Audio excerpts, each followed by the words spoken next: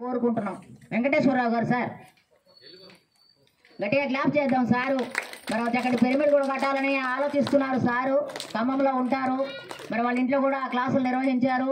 41 రోజు క్లాసుల్లో ఒక 21 రోజు దాకా జరిగింది. మనకి ఇంతలో డిసెంబర్ 21 వస్తే మనం వాళ్ళ ఇంట్లోకి వెళ్ళలేకపోయాము. తర్వాత పుచ్చకాయల చిన్న వెంకటేశ్వరరావు గారు,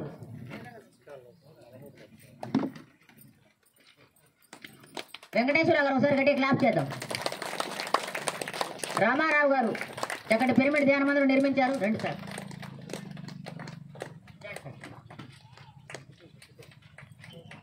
నల్లమోతు లక్ష్మయ్య గారు గట్టిగా క్లాప్ చేద్దాం. రండి సార్.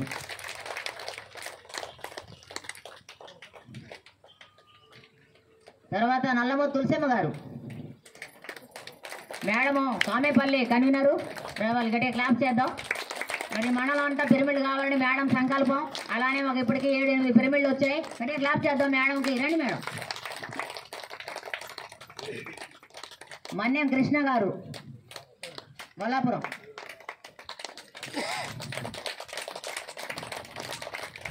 పాల్వంచ హనుమంతరావు గారు పిరమిడ్ సేవాదల్ మరి రాష్ట్ర కన్వీనరు,